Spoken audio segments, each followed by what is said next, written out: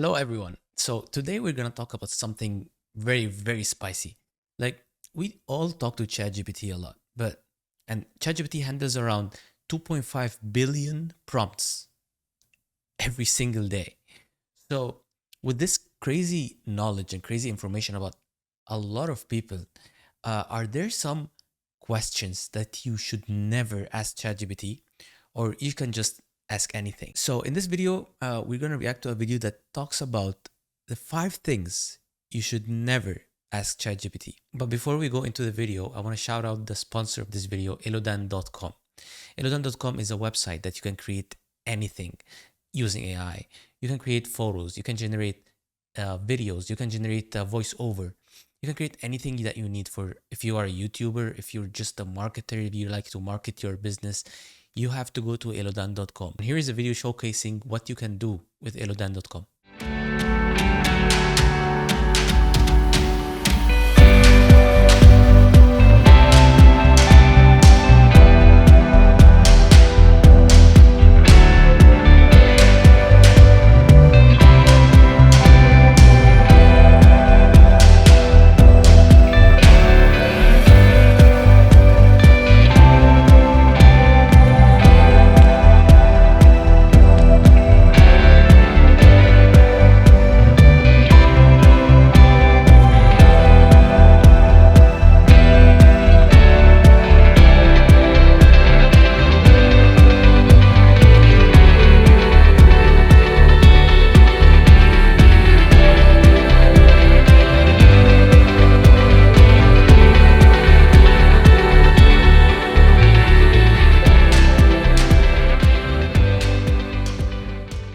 We're gonna talk about this, and actually, there are some questions that you can ask ChatGPT that can put you in big risks.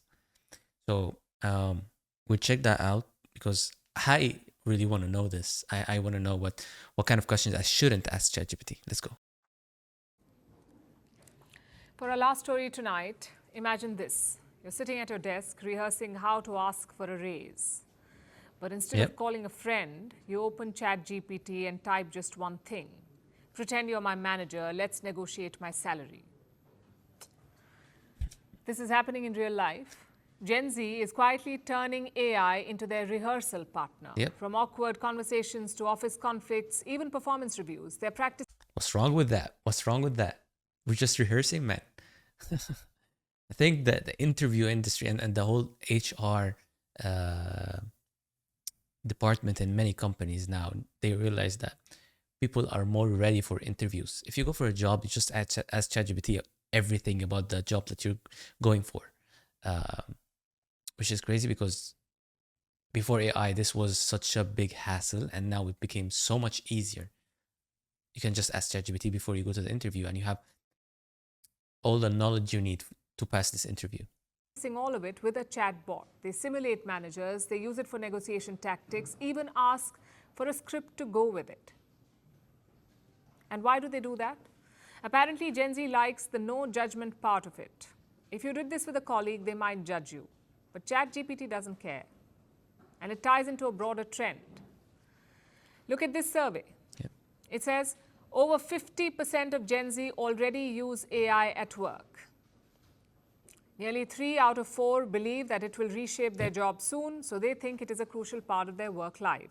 And not just their work life, people are using ChatGPT for everything: therapy, dating advice, life decisions, fashion choices, even asking questions like, am I attractive enough? Oh, Reports this I'm not. This I'm not okay with. This I'm not okay with. I'm okay with using it in the professional field, but using it as a psychologist or as a therapist, I don't think that's the best idea, man. No,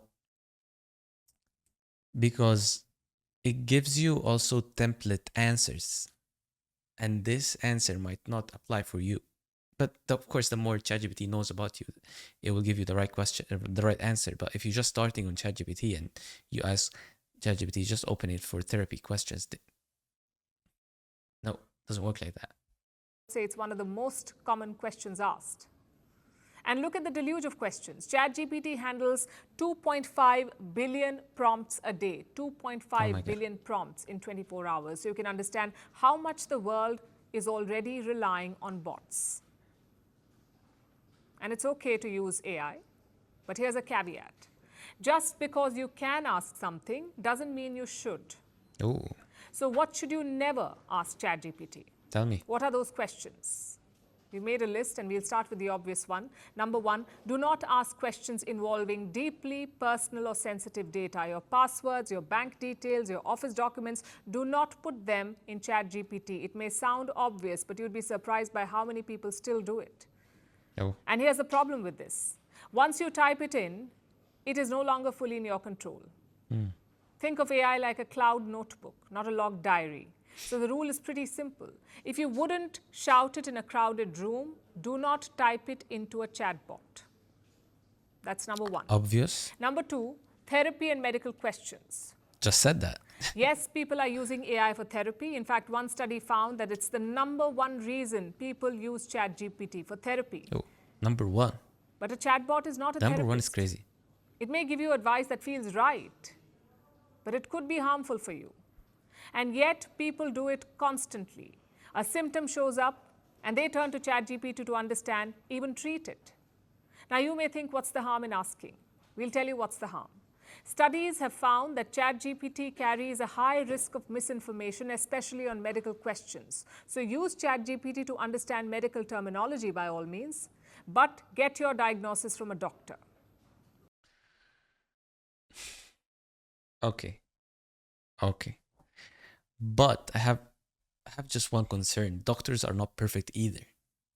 Like if you're saying AI is not perfect when it comes to the medical field, of course the medical field has the most controversy when it comes to using AI. And should we use it in medical? Should we not use it in medical? This is a big conversation that everyone is talking about. But doctors are not perfect either. So do you know how many people die because of doctor mistakes? Of course, doctors are amazing. Doctors are the best. Is the best job you can ever have, is to be a doctor. But also, they're not perfect as well as AI. So I think with AI advancements, and they know that AI is gonna control a big chunk of the medical industry. Number three, don't ask about illegal or dangerous things. How to hack, how to make a bomb, how to get away with murder. Don't ask these questions. Because AI companies are actively monitoring for misuse, some systems can even flag suspicious behavior. So that question that you may have asked out of curiosity may land you in trouble.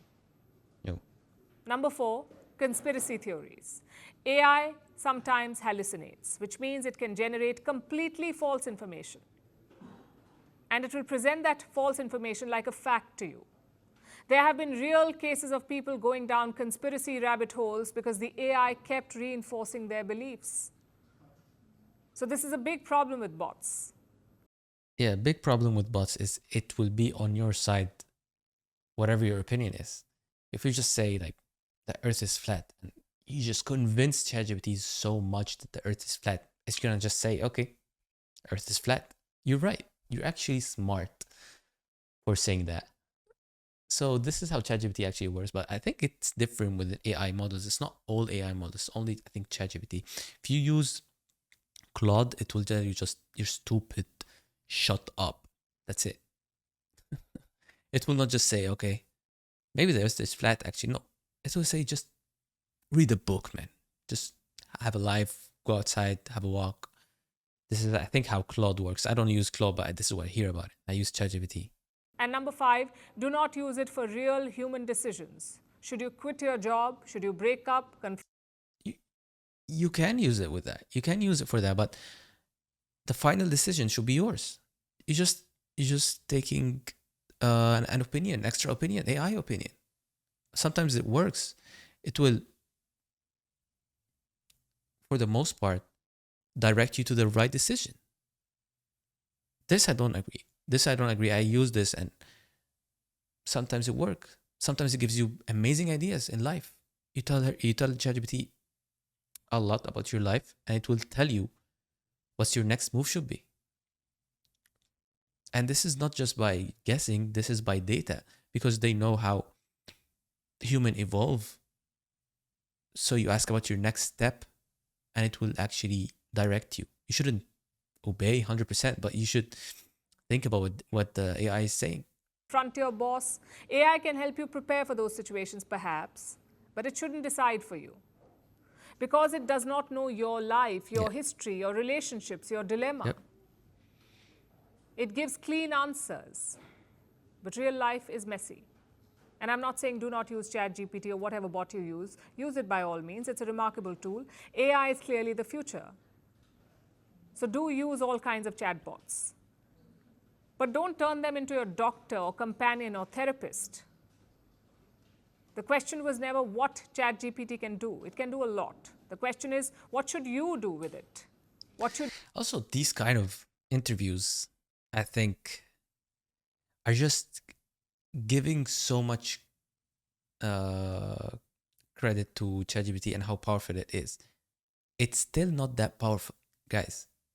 It's just something different for us to ask someone and we get answers from technology. But I think we're just in the beta phase. So this is just a little bit cringe for me because she's talking about as if ChatGPT is in its final form and it's crazy right now and we have to take care. No, it's still in the first phases, in the beta phase. I believe that ChatGPT is the beta phase of what's coming next.